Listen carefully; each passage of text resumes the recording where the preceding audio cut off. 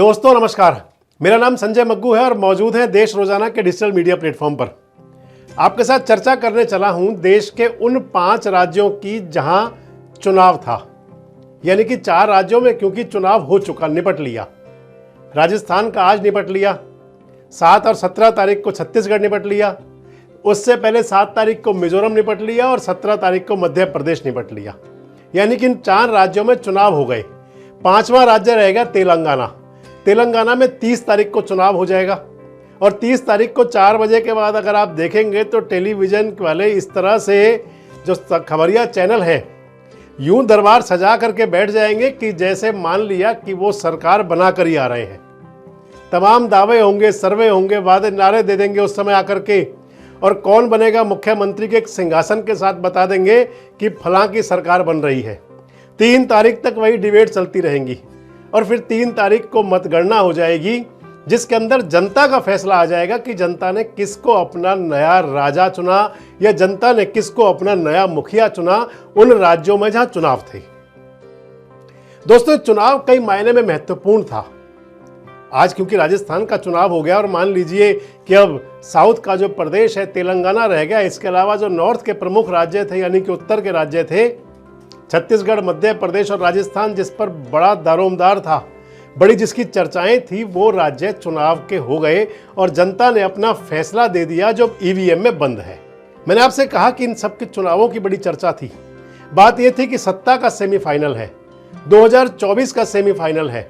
कहीं कहा जाता था मोदी की परीक्षा है, कहीं चलता था कि जो सरकार 2024 का चुनाव में आएगी वो इन चुनाव परिणामों के आधार पर आएगी। ये बहुत सारी बातें थी, लेकिन मैं जिस बात पर आपसे चर्चा करने जा रहा हूं आपको मैं जोड़ूंगा 2018 और 2023 दोनों के साथ में। सबसे पहले तो आप हमारे सुधी दर्शक हैं, आप सभी जानते हैं देश के अंदर हमारा भारतवर्ष एक ऐसा देश है। हालांकि सरकार अभी पिछले दिनों एक बात चली, सरकार ने एक बात चलाई कि एक देश एक चुनाव, यानी कि पूरे देश में एक चुनाव हो, जिसके लिए कमेटी भी बनी, जिसकी बैठकें भी चल रही हैं, जिसकी 2 बार मीटिंग भी हुई।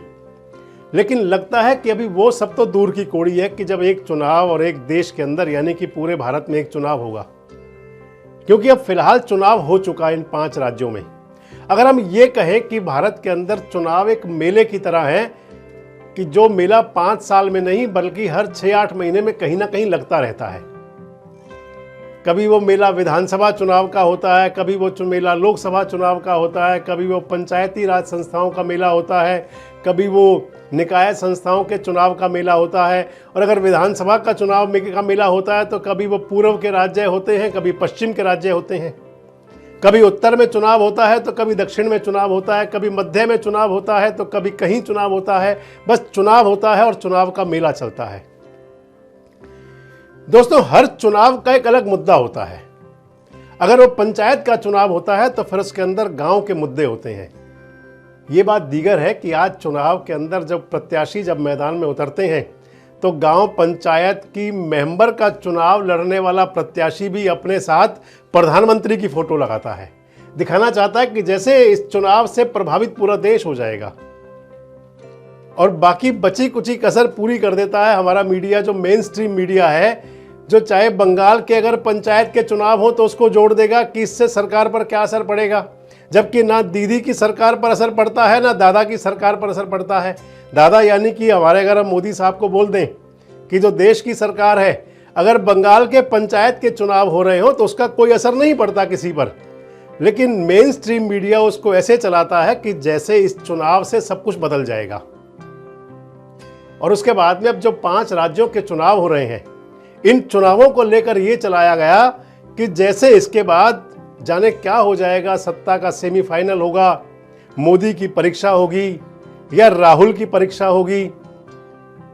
मान लीजिए कि तमाम छत्रप गौण हो जाते हैं। हालांकि इस चुनाव में अगर ये कहें तो खासकर भारतीय जनता पार्टी ने छत्रपों को गौण तो कर दिया। प्रधानमंत्री जहां जहां गए, जहां जहां चुनाव हुआ, प्रधानमंत्री जी ने एक नारा दिया कि कमल के निशान को देखें, और मेरे चेहरे को, यानी कि मोदी का चेहरा था, कमल का निशान था और उस पर चुनाव था।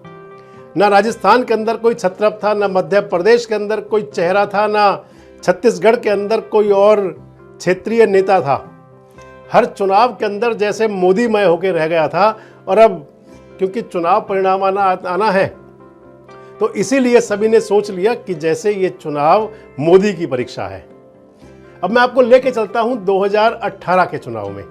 जिन 5 राज्यों में अब चुनाव हो रहा है, मध्य प्रदेश में चुनाव हो रहा है, छत्तीसगढ़ में चुनाव हो रहा है, राजस्थान में चुनाव हो रहा है, तेलंगाना में चुनाव हो रहा है, मिजोरम में चुनाव हो रहा है, जिनके परिणाम आने हैं 3 दिसंबर को।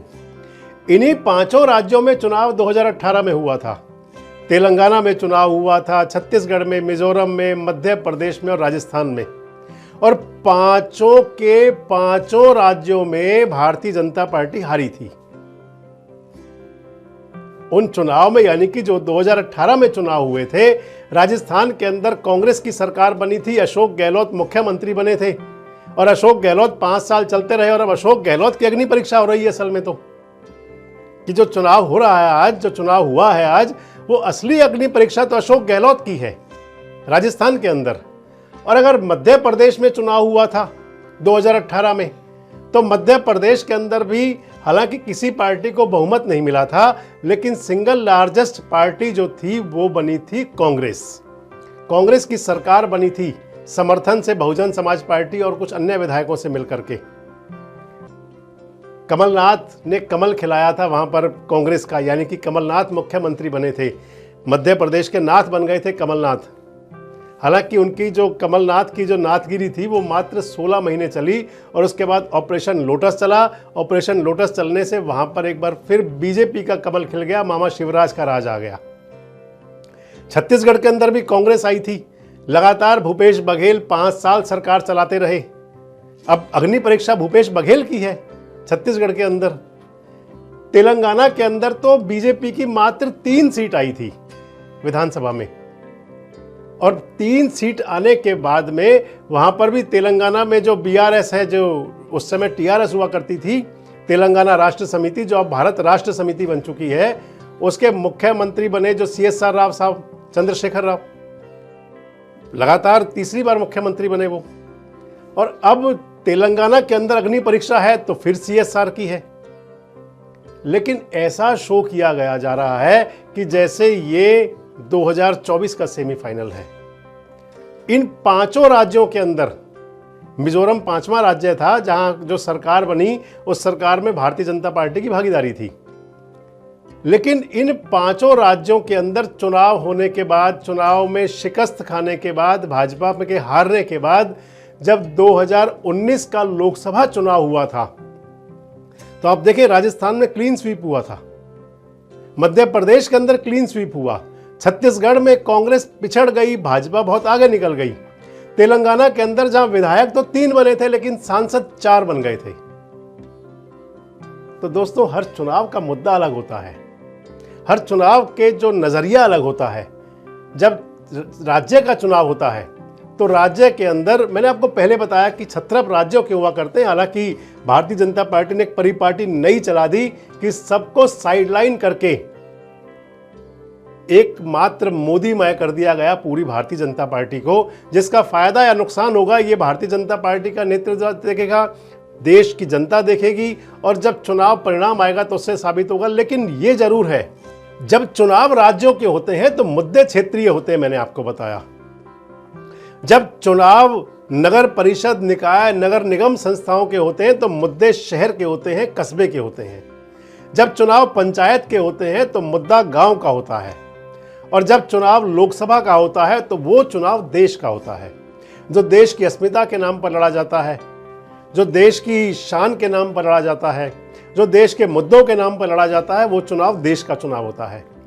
लेकिन क्योंकि एक परिपाटी चल पड़ी है कि हर चुनाव को जोड़ दिया जाता है सीधे ऊपर से, और इस चुनाव को भी जोड़ा गया।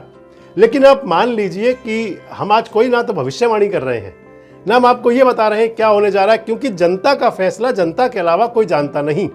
चाहे 4 सटोरिये मिलकर कोई फैसला ये करने लग जाए, 4 सट्टेबाज ये कह दे कि फलां की सरकार बन रही है, फलां की नहीं बन रही, ना तो उससे कुछ होता है, और ना ही जो खबरिया चैनल बैठ करके डिस्कशन कर लें कि इसकी सरकार बन रही है, उससे कुछ होता है। ये तमाम जो एक तरह से बाजार होते हैं लोगों को भ्रमित करने के, ये तमाम कई बार औंधे मुंह गिरे और जनता ने देखा है। फैसला तो जनता का हुआ करता है, जो पहले मतपेटियों में बंद हुआ करता था, जिसका नाम अब इलेक्ट्रिक वोटिंग मशीन हो चुका है, यानी कि ईवीएम के अंदर बंद हो जाता है। और वो ईवीएम 3 तारीख को खुलेंगे और वो बताएंगे कि मध्य प्रदेश की जनता के मन में क्या था जो उसने सामने लाया। मध्य प्रदेश ने शिवराज को चुना या कांग्रेस का कमल खिलेगा। राजस्थान की जनता तय करेगी कि मोदी के जो 7-8 चेहरे नए नए सामने आए थे उन पर जनता ने भरोसा किया, और या फिर उन पर जो राजस्थान के जादूगर, राजस्थान के बाजीगर माने जाते हैं अशोक गहलोत, और उनके साथ में सचिन पायलट हावी पड़ गए। तेलंगाना की जनता फैसला करेगी कि उनको बीआरएस पसंद आई और या फिर कांग्रेस पर लोगों ने भरोसा किया। छत्तीसगढ़ की जनता तय करेगी कि उनको भूपेश बघेल पसंद आए या मोदी जी का महादेव ऐप वहां पर कोई करिश्मा कर गया। मोदी जी का महादेव ऐप इसलिए कह रहा हूं कि महादेव ऐप को पूरे चुनाव में मोदी जी ने बहुत भुनाया था। और इसी प्रकार मिजोरम की जनता फैसला करेगी कि सिक्किम का क्या मिजोरम पर कुछ असर हुआ। तो ये जनता तय करती है, और जनता अपना फैसला जो देती है वो ईवीएम में बंद हो जाता है, और 3 तारीख को उसका चुनाव परिणाम जब सामने आएगा तो जनता का मिजाज क्या था, जनता ने सोचा क्या था, वो सब सामने आ जाएगा। हालांकि तमाम जो सर्वे हैं, तमाम सट्टा बाजार ये कह रहे हैं कि मध्य प्रदेश और छत्तीसगढ़ में कांग्रेस आगे है। तेलंगाना में कहा जा रहा है कि कांग्रेस और सीएसआर की टक्कर है। राजस्थान में कहा जा रहा है कि मुकाबला कांटे का है, लेकिन भाजपा 21 है, भाजपा आगे चल रही है। और अपना मोदी साहब तो वहाँ भविष्यवाणी भी कराए थे, उस धरती से कहा था कि इस धरती से जो बोला जाता है वो झूठ नहीं होता, अशोक गहलोत कभी नहीं बनेंगे। तो सचिन पायलट भी बड़े खुश हुए होंगे, अगर अशोक गहलोत नहीं बनेंगे तो शायद उनका नंबर लग जाएगा। खैर, जनता फैसला करेगी 3 तारीख को। लेकिन ये जरूर है कि जहां तक मेरा मानना है कि कोई भी चुनाव, किसी भी चुनाव का सेमीफाइनल नहीं हुआ करता। और चुनाव ही क्यों, कोई भी खेल के अंदर भी सेमीफाइनल भले ही जीत जाए, कई बार फाइनल रह जाया करता है, और फिर फाइनल हारने के बाद में उसी मुल्क को हरा देते हैं। जैसे भारत ऑस्ट्रेलिया से वर्ल्ड कप फाइनल तो हार गया, लेकिन बाद में फिर ऑस्ट्रेलिया को पटकनी दे दी, धूल चटा दी। सेम वैसा ही खेल कुछ राजनीति का होता है, जिसके अंदर कोई फाइनल और सेमीफाइनल नहीं होता। जनता का मूड उन मुद्दों को देखकर बनता है और उसके हिसाब से फैसला होता है कि जनता किसको अपना नेता मान रही है। आप क्या मानते हैं कि क्या 2023 के जो चुनाव परिणाम आएंगे, 3 दिसंबर को जो चुनाव परिणाम आएंगे, ये देश की राजनीति पर कितना असर डालेंगे? आप क्या मानते हैं कि ये मोदी की अग्नि परीक्षा होगी, ये राहुल का अग्नि परीक्षा होगी, और या फिर ये मतदाताओं का केवल फैसला मात्र होगा कि जो उन विधानसभा क्षेत्रों के विधानसभा चुनावों के लिए उन राज्यों की सरकारों ने और विपक्ष ने जो किया, उस पर जनता अपना नजरिया देते हुए फैसला देगी? कमेंट्स बॉक्स में आकर अपनी प्रतिक्रिया जरूर दें, और इस प्रकार के वीडियोस के लिए हमारे साथ जुड़े रहें, देखते रहें देश रोजाना।